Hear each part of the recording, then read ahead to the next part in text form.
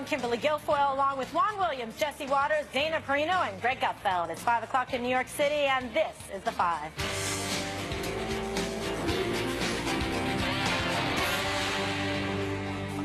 We begin with the breaking news today in the special counsel's Russia probe. 13 Russians and 3 Russian entities have been charged with an elaborate plot to interfere with our 2016 presidential election. Deputy Attorney General Rod Rosenstein made the announcement earlier, and there's a lot to break down. Chief Intelligence Correspondent Catherine Herridge has all the details. Catherine. Well, thanks, Kimberly. I was at that news conference at Main Justice, the Justice Department headquarters here in Washington, when they released this 37-page indictment. The charges are against 13 Russian nationals, 3 Russian organizations for allegedly defrauding the United States, but specifically the illegal use of social media to interfere in the election, in this particular case to support the candidacy of Donald Trump and to disparage Hillary Clinton. One of the key things we learned today is that this operation really predates the confirmation of either of the leading candidates in the presidential election. It began in 2014, which is when it was seeded in St. Petersburg, Russia, by an individual who was closely aligned with the Russian president. But then it really kicked off and picked up steam in mid-2016 when they took about 5 dozen people and specifically tasked them with the Russian interference in our election. Here's the Deputy Attorney General from earlier today.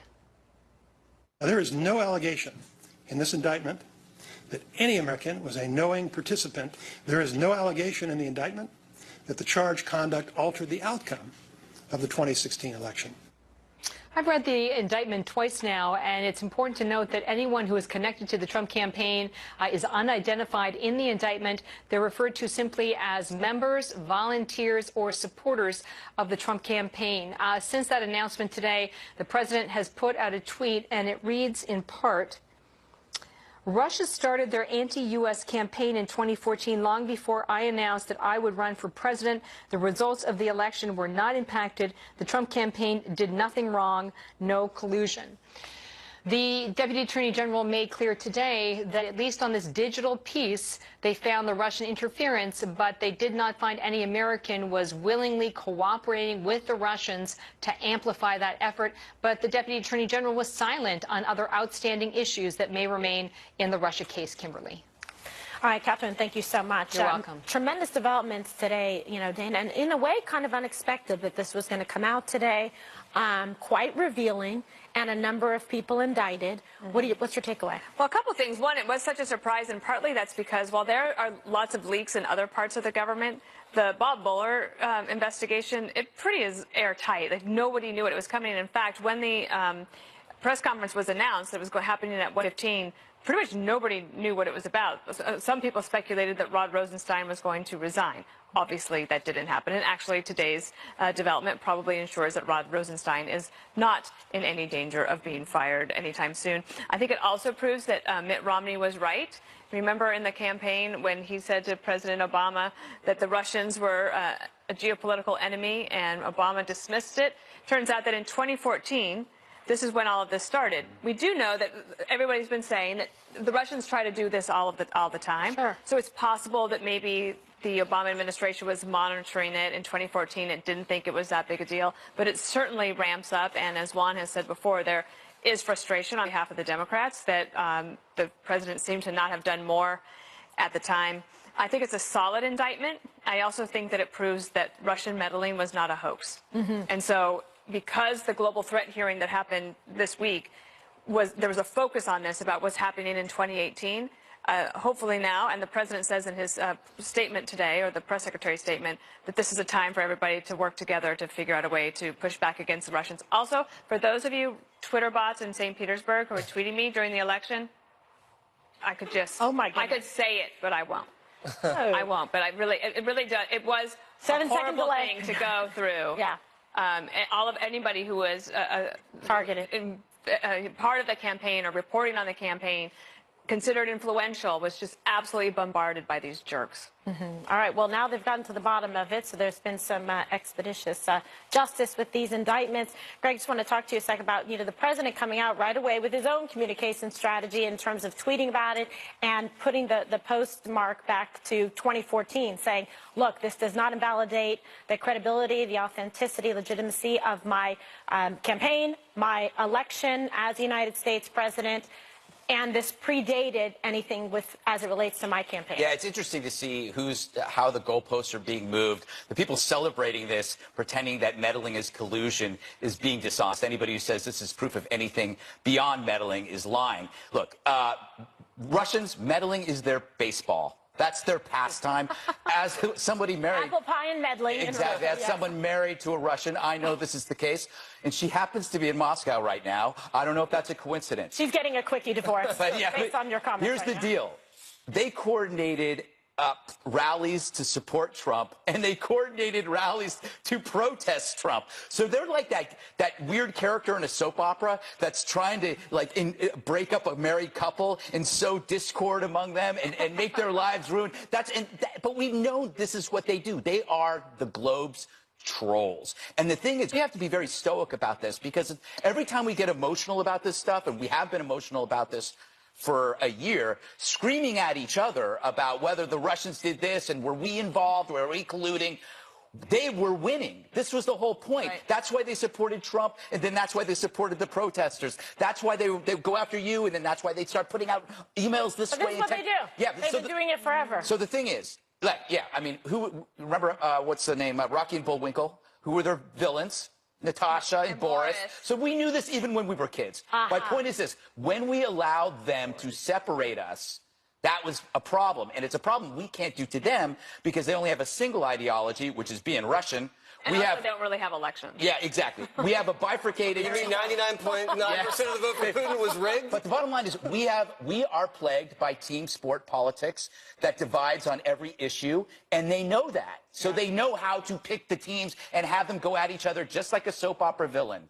I almost admire it. You almost do, and I really appreciate a reference to Natasha and Boris.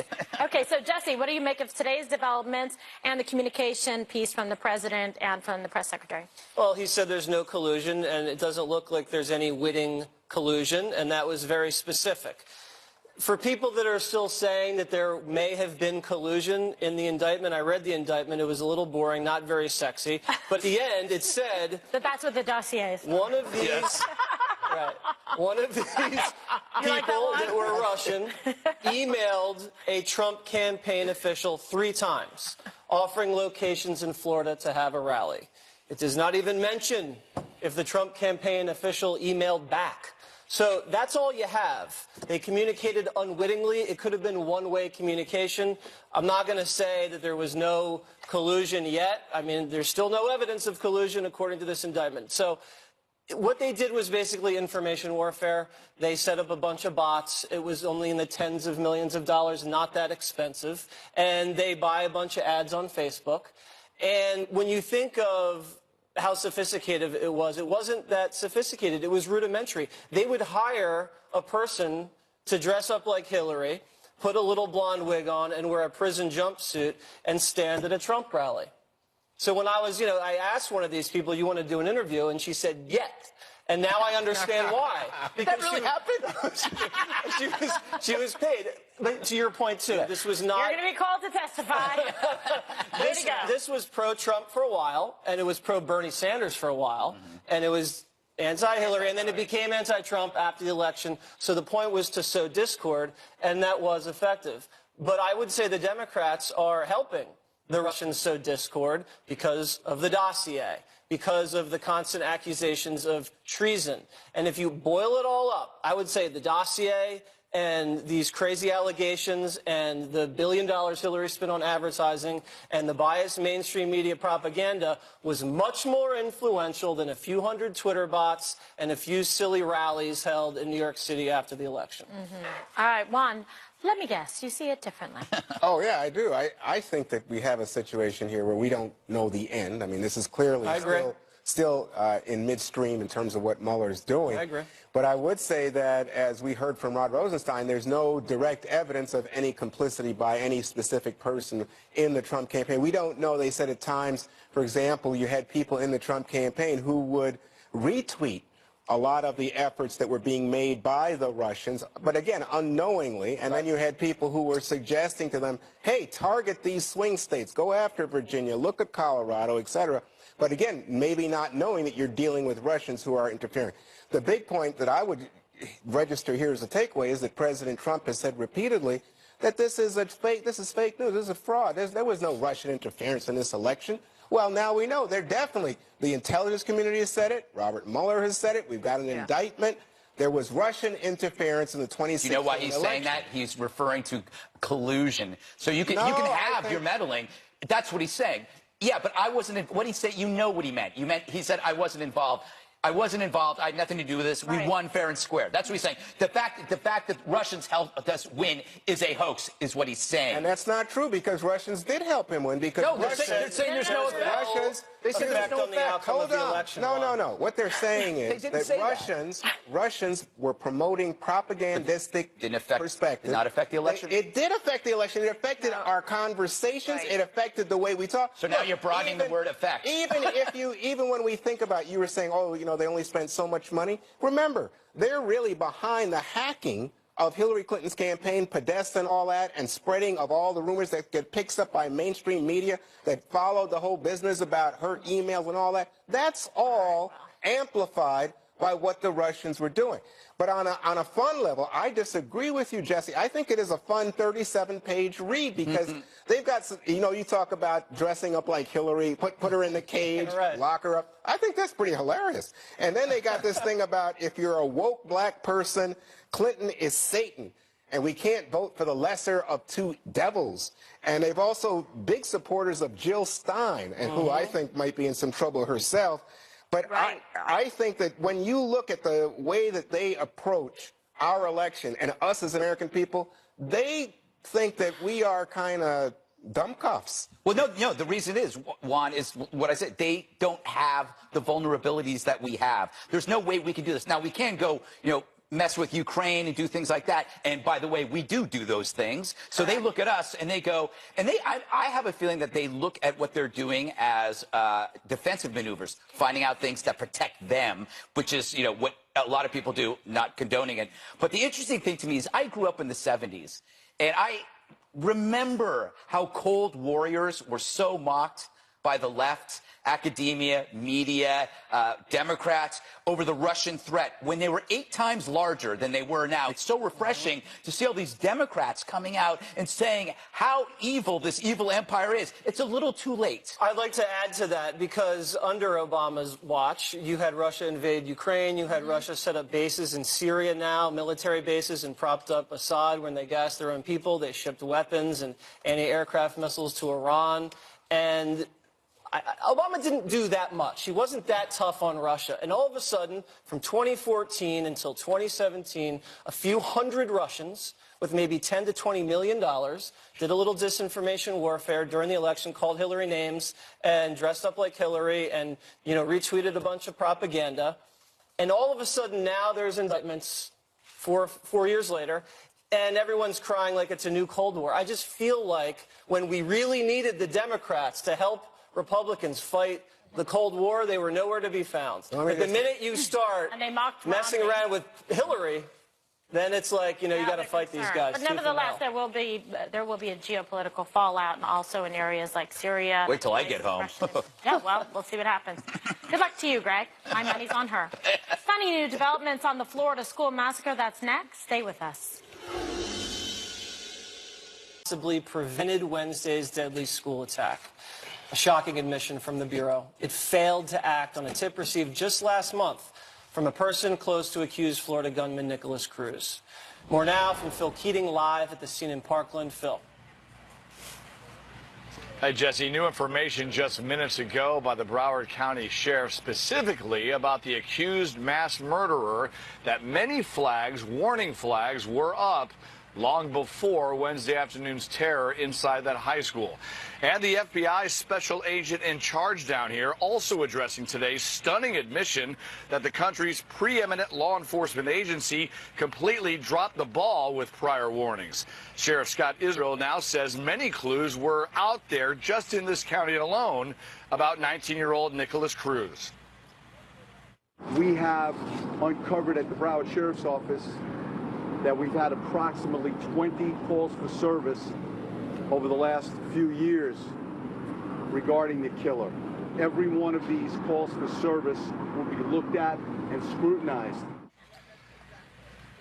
In Washington, FBI Director Christopher Wray acknowledging publicly today that on January 5th, last month, the FBI was told by a person close to shooting suspect Cruz about his erratic behavior, love of guns, and specific potential to carry out a school shooting. The FBI's Miami field office should have received that information up the chain of command as a potential threat to life to follow up and investigate. It did not happen. 5 weeks later, 17 students and teachers are now dead, and former student 19-year-old Nikolas Cruz is charged with 17 counts of first-degree murder. FBI Director Christopher Wray apologizing, quote, "We have spoken with victims and families and deeply regret the additional pain this causes all those affected by this horrific tragedy."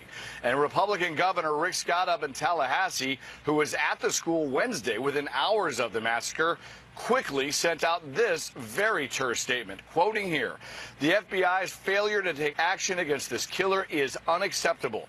17 innocent people are dead, and acknowledging a mistake isn't going to cut it. The FBI director needs to resign." Also getting word from the Sun-Sentinel, who interviewed Broward County School Superintendent Robert Runcie, that the crime scene, the 3-story building behind me, which is known as the freshman building, and most of their classes are there. That's why so many of these victims were just 14 years old. They will never have to return to that building, any of the survivors. It is going to be demolished. Back to you. Thank you, Phil. All right, Kimberly, this just makes me so upset.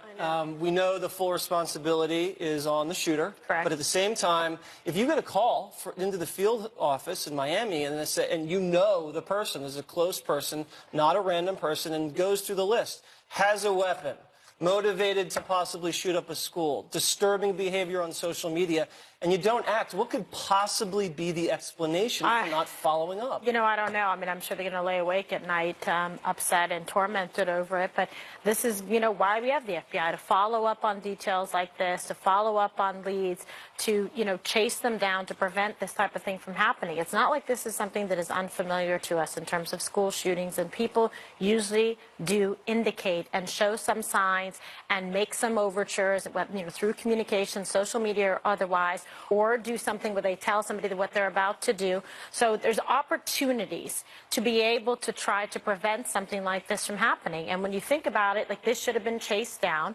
They should have and could have done better in a situation like this, because quite frankly, all the elements were there. The statements, the intention, the ability to carry it out, the specifics of it in terms of being, you know, a school shooter, somebody who was coming from a troubled background, people who had said that there was, you know, making complaints and saying that this was a disturbed individual. So this is a particular case that should have gotten the focus and attention. Obviously. What kind of accountability would you like to see here at the FBI, Juan? Well, I think you have to look at the protocols in terms of how they handle these situations so that in the future you don't have a repeat. I'm a little slower. I think the FBI does a pretty good job on a daily basis and has more responsibilities than ever in terms of dealing with terrorism and the like and changing nature of threats to our society. As I understand it, I think the call came nationally and then it was not directed to the local field office. So that's the question. Why wasn't it? And it was 2 instances. In one case, there was some kind of visual screen grab that they couldn't find the address. From the YouTube Right. comment. And then the second is the phone call with that information. So you have 2 instances. And would that then, Jesse, have been sufficient for someone to put that puzzle together and say, hey, we've got 2 now on this. Let's look at this. But you got to remember, you got people who will call and say somebody is really a nut, and I think that guy's got a gun. And I know a lot of gun owners and et cetera would say that's unnecessary. They should not be pursuing or interfering with my rights. So it's a little bit of a delicate dance. But I do not understand the governor of Florida saying that the FBI director should be thrown out. I just think they're looking for scapegoats at that point. Somebody may have to go, somebody may lose a job, but I don't see it as the FBI director. Maybe not the director, but the FBI does not have a good track record on some of these issues. We had Fort Hood, the Boston bombing, the Orlando nightclub shooting, where the FBI had contact or knew about something and was unable to act to prevent tragedy. How do you see it? I agree they have to look at all their protocols, and also I would be curious about the sharing of information between local police and the FBI, because the sheriff just said they had 20 calls into the local office about him. So is there a way that you can know if there's a 20 calls into the local office and then the FBI gets a call, is there a way to make that connection? Yeah, because like 9/11. hindsight is 20/20, and it's easy to, after an incident, to look back and look at all the different places that they missed. But I go back to saying what I said yesterday. I think the FBI needs a lot more resources. Yeah, money and resources. Greg. Well, you got to look back. I mean, this is why quick emotional responses to events rarely turn out correct. When you step back rationally, look at what's happening, look back, you find out very disturbing things. And this is very disturbing for a lot of reasons. Number one, I said this before, when you tell somebody if they see something, say something, then you better do something. Yeah. Because we're taking a risk. When you see something and you say something, you're taking a risk. Yep. That person could come back and get you. And if the law enforcement is not there after they implore you to do this, then what good are you at that point? And it, you know, I know that it's like you said, it is really hard to chase down leads because 80% of the time, probably 90% of the time, they're just losers in a basement. And we know this working in television. We've all had threats. We've all dealt with law enforcement. I've been in situations where the threat is absolutely real, where the person comes to the city. I've had threats, we all had them, that were nothing. But the point is, it is hard, but that's why they do the job. We're not allowed to do this. We're not allowed to go pursue threats because we would go to jail. It's up to them. If I knew that there was a kid on my street that was getting 20 local calls, that had a large gun, or putting in 20 calls, that was planning on doing this, I can't stop him myself because I could go to jail. So I need law enforcement to do this. So it's hard to find sympathy. I understand that there are mistakes. And it's a shame they were wrong on this one. Yeah. Yeah. I would say one last thing before we go, which is last night at the vigil, the kids and the police chief were all saying, no more guns. We got to do something about it. We can find a way to solve this problem. All right. Mitt Romney makes it official. He's running for office again. Next. Always about booze. Mitt Romney didn't make it to the White House in 2012, but he's going to try again to work in Washington, this time, though, on Capitol Hill. Utah has a lot to teach the politicians in Washington. Utah has balanced its budgets. Washington is buried in debt. Utah exports more abroad than it imports. Washington has that backwards. Utah welcomes legal immigrants from around the world. Washington sends immigrants a message of exclusion. And on Utah's Capitol Hill, people treat one another with respect. I have decided to run for United States Senate because I believe I can help bring Utah's values and Utah's lessons to Washington. So the former governor of Massachusetts with Utah roots, hoping to fill the seat of retiring Utah Senator Orrin Hatch. Greg, I'll go to you first. He made the ad that he released today was very Utah focused. He's not worried so much about Washington, but trying to really run in his state. You talking to me? Yeah. Hey, I doubt a scandal's going to bring down Mitt. I mean, I could just see MSNBC saying we have conclusive tape that he said golly geez darn when he stubbed his toe. But there's a point to this. I remember, and the Democrats have to remember, how awful they treated this very good man in order to reelect their guy who didn't deserve reelection. They made this guy seem like the devil over being a bully when he was a child, putting his dog on top of a roof. There were all these things they did. Binders full of women? Binders full of women when he was actually talking about all the capable women that he was going to hire. My point is, that's why it's hard to take their deeply venomous attacks on Trump seriously, because if it wasn't Trump, whoever would it have been, if it was Rick Perry or Marco Rubio, they would be just as vicious. What do you think, Juan?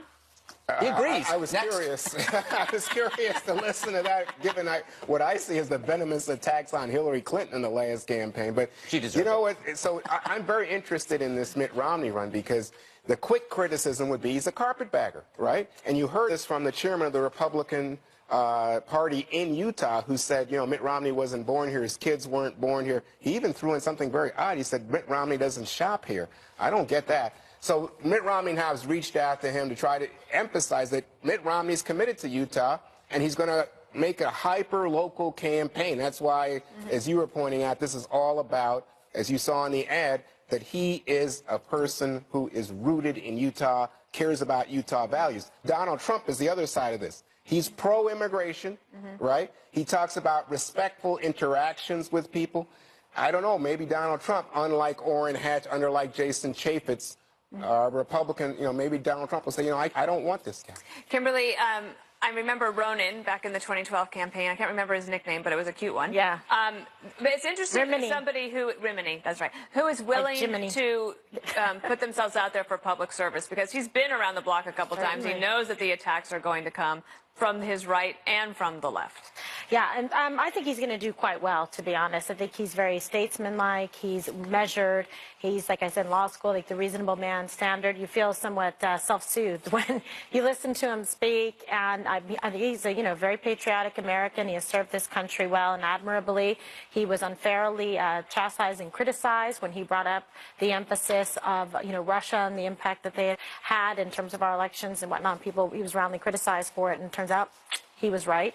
I think he's well positioned at this time to take the mantle there. He's very popular in Utah. I don't think that he's going to have any issues, really. Ultimately, I think he's going to prevail and take that seat. Yeah, I think that the polling, Jesse, he was up on his Democratic opponent by like 65 points. Yeah, it's going to be landslide city. To Juan's point, I think Romney has more of a connection to Utah than Hillary had to New York, so I wouldn't run on the carpetbagger thing. He's going to be a huge asset to the Republican Party in the Senate. He self-finances. He's a great messenger. He's polished, professional, he's great looking on television, and he's a great talker about taxes. He talks about taxes and economics better than I think anybody in the Senate right now. I dislike what he said about Trump, about how he was a phony and a charlatan. Totally disagree with him on that. Hopefully they've risen above that, but he is going to be baited by the mainstream media every single day to say something negative about Donald Trump when he gets into the Senate. And the president's just as sensitive, I think, probably more. But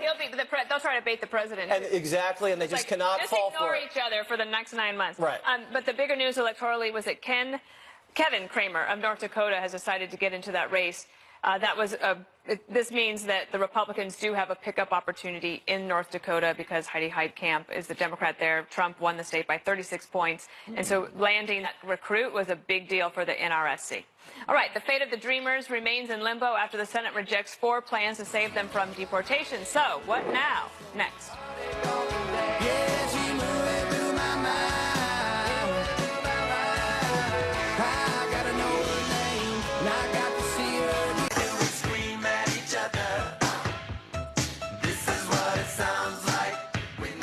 Back to the drawing board in Washington on immigration, as 4 proposals to resolve the timely issue over Dreamers blocked by the Senate yesterday. The president, of course, pointing fingers at my party, the Democrats. He tweeted, quote, "Cannot believe how badly DACA recipients have been treated by Democrats. Totally abandoned. Republicans are still working hard." Just a couple more weeks to go until the March 5th DACA deadline. So, Jesse, you have a situation here where the Justice Department is now asking the Supreme Court to look at the local courts, which were trying to say that Trump was acted illegally and ended DACA. You've basically a stall on Capitol Hill. What do you see? What's coming?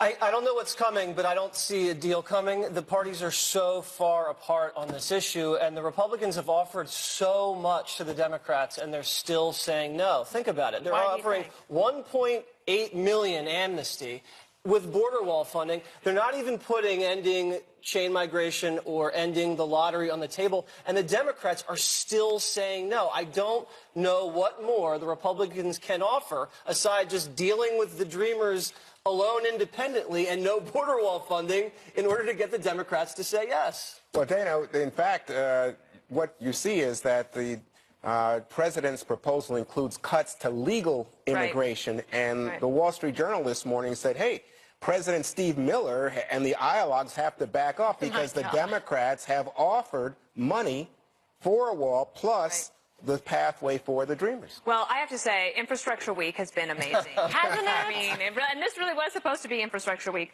I don't think the Dreamers are going to buy what President Trump is tweeting. I think that they are going to stick with the Democrats and think that that is where they have the best bet.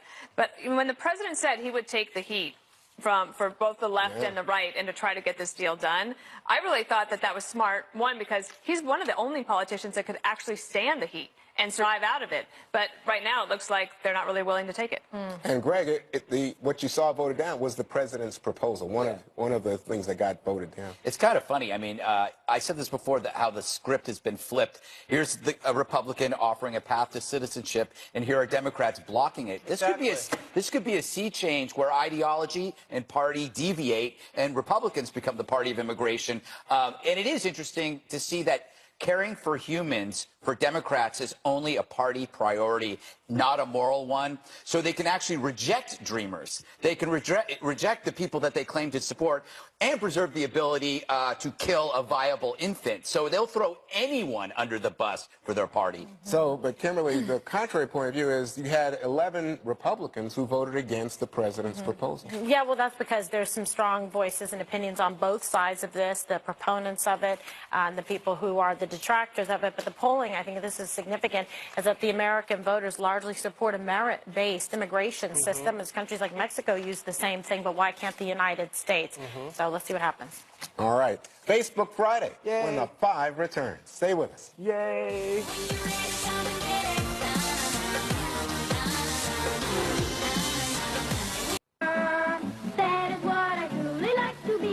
That is a very important commercial for my lifetime. Facebook Friday, especially with this great question from Todd S. If you could go back to one decade and have the 5 air 5 days a week, just like now, this is such a great question. What decade would you pick? Oh, easy. Ooh, go. 80s. Yeah. The 80s were so fun. What? Great movies, great pop culture, great music. Yeah. Ronald Reagan. That's what I was going to say, because then Reagan would be a fan. I'm going with the 60s. Juan would have big hair. I would have long hair. Gutfeld would be baked. You'd probably be just the same. Kimberly would have bell bottoms. We'd be talking about the civil rights in Nam. Everyone would be high. It'd be great. Would I have like platform shoes on and be looking fly? The 60s will be forever known as that stereotype. Just people hanging out, summer love, getting high. Kimberly, what's your... No, it was the 80s, obviously, because the big hair, I'm still stuck in the 80s. And then, yes, President Reagan would be loving us. The 5 would be his favorite show. We would be hanging out at the White House and going to dinner there and having so much fun. God, I don't remember the 80s being that great, but I was, well, anyway. Juan, thoughts? So I think the 60s is pretty cool because you see so many ideas gain traction, everything from the women's movement to environmental movement, civil rights movement, and then, of course, the whole anti-war thing and huge controversies, assassination. Let me tell you, they wouldn't take the 5 off the air for a second. I would pick the 70s. The 70s, not 1970s, but 70 AD. I think it'd be really cool just to be in our, like, I don't know what we'd be wearing, but there's a lot of stuff going on. I mean, that century was pretty interesting. Had a lot of the Olympics. Yeah. Actually, I would actually do the night in the Olympics. I think we're naked back then. The 1970s. What? Is amazing. I would like to be the 1970s because I was a kid then, and you'd like to see how the world was as an adult because you saw it totally differently. Like, things were really, you think as a kid, things were really great, but you only had 3 TV stations. The food was terrible. Gas lines. Yeah, the gas lines were ridiculous. Impeachment. It was just, but I mean, like, our choices were so limited, yet as a kid, you didn't know. You thought everybody had meatloaf every day. I'd be defending Watergate. I'd be like, it's a burglary! It's a break-in! There is no collusion. No, your hand gestures. That is so funny. Oh, my God. So true. That was a joke. That was a joke. Make that clear. Nixon would be one lucky guy. God. Kissinger would come on. Anyway, all right. Kissinger does come on. What? Yeah, he does. Well, not as much anymore. Anyway, Chris B. asks, what is your go-to movie that you can watch again and again? Jesse. I go Casino or Goodfellas. Anytime I'm watching TV and that comes up, I watch it, or Tommy Boy. There you go. Kimberly? So I like Top Gun. Yeah, that's a good one. Right? Yeah. Come on. I love Bruce Willis. He's great. Yeah, I like the movie Bad Boys. That's one of my favorite with The Will one with Smith. Sean Penn or the one with Will Smith? I Will like the Smith and original. Martin Lawrence. Very, very funny. It's Martin. Martin. All right. Juan, what movie could you go, if it's on, you just have to watch it? Even Well, I watch a lot of Caddyshack. I like Caddyshack. Yeah, That's yeah, pretty funny. And then I'm a big fan of, and they run it all the time, Silence of the Lambs, and of course around the holidays. It's always that seat. Everybody sits in that seat like Sons of the Lambs. I do. What does that tell you? And then, of course, at the holidays, it's called A Wonderful Life? Mm-hmm. That's what it's called. Yeah, That's never saw more, it. I like when you choose things like that. Never saw it. Not the scary. All right, You never Dana. saw A Wonderful Life? No. I don't believe in watching movies more than once. Really? It's a waste of time. But when Except for Love Actually. Oh. I did watch that a few times. But when I was a kid, my sister and I had a VCR tape of Grease, and we had taped it off the television. But the problem is we'd taped it during a tornado warning. So several times during the movie, you would get a beep, beep, beep. I mean, I was thinking there was a tornado. That's fantastic. I would have to go. It's a tie between The Exorcist and Deliverance. Oh, Deliverance Yeah. is good. Yeah, very good. Saying, Very no good. wonder. Yeah, no, those are That is so I go back to the Deliverance 70s. and, The 70s had the Silence of the greatest Lambs. movies. The 70s No, had but the why do you greatest like movies. movies like that? Because I hope The Exorcist was real. Don't you? If The Exorcist is Stop real, talking about it. Stop talking about it. Stop talking about it. you understand. No. No? All right. She's shutting you She's shutting me out. She's shutting me down. I hate it when she does this. All right. You know what I'm talking about. One More Thing is up next. Stay close a little longer, hold tight a little longer, longer with. It's time now for One More Thing, and I'm up first. We're going to show you this. We were going to show it to you earlier this week, but there's been a lot of breaking news. We haven't had the chance. It's on our 5 Facebook page as well. But I went on a very rough assignment for Valentine's Day to the chocolate capital of the world, Godiva, to see how some of my favorite sweet treats are made. And, well, it was love at first bite. Here we are at Rock Center and with Godiva. Let's go make some chocolate. I mean, I kind of want to eat it, but we're going to dip it. What if no one wants to buy mine? Shake any of the excess chocolate off. There you go. And then just place it gently on the mat. I'm just missing some champagne here, I think, with these. Strawberry. This is nice. It's like chilled. I'm going to go with one of the little cups of love. I'd give you a bite, but...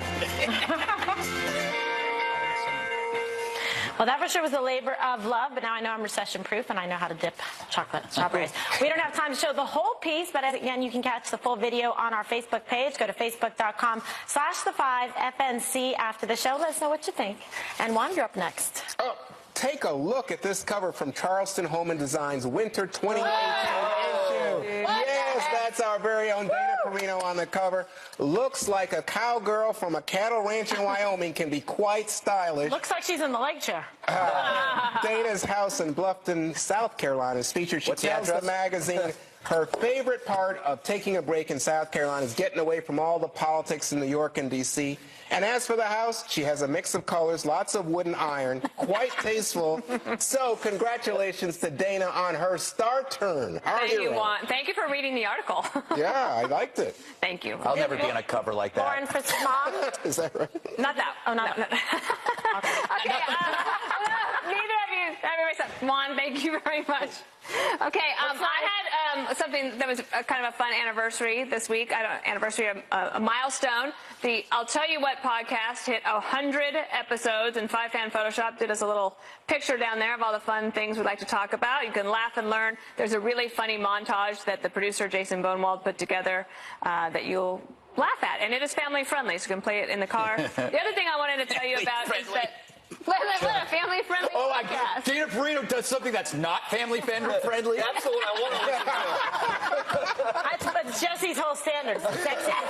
Yeah. Okay, I won't use that adjective anymore. But I did want to tell you about a play I saw last night called Come From Away. It was fabulous. But take a look at this. This always happens to me. The tallest guy with the biggest hair and the best posture sits in front of me. I had the greatest seats right in the center. And my husband kept saying, we can switch. And I said, no, But I'm glad we did switch at the very end. It's a wonderful play. If you're coming to New York, get tickets so you can see it. All right. Good to know. Okay, Greg, whatever. We know where O'Reilly is. Greg. God. All right, sorry. All right, 2 plugs today because he's tall. I said the biggest hair. Tall. Please. Anyway, the Greg Gutfeld Show tomorrow. 10 p.m. It's going to be great. Actor Sean Kanan, Terry Shepard, Kat Tim Tyrus. You're going to love this show. Some serious topics, obviously. It was a rough week, but we're going to do it right. And then my podcast, if you go to foxnewspodcast.com. Not family friendly. Not friendly. It's economics professor. I know that excites people. Mark J. Perry. This guy is kind of my economic guru. Whenever I want to go and find information on the economy, he's the guy I go to on Twitter. So foxnewspodcasts.com. And you will find it there.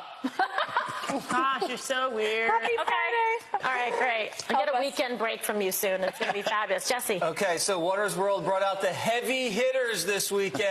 We have Tommy Lahren, who's going to take on Joy Behar. We also have Diamond and Silk talking about the Obama portraits. That's pretty good. Also, a Sports Illustrated swimsuit edition nudity controversy. Oh, my goodness. Not family friendly in the back half of the show, but tune in anyway. Thank you very much.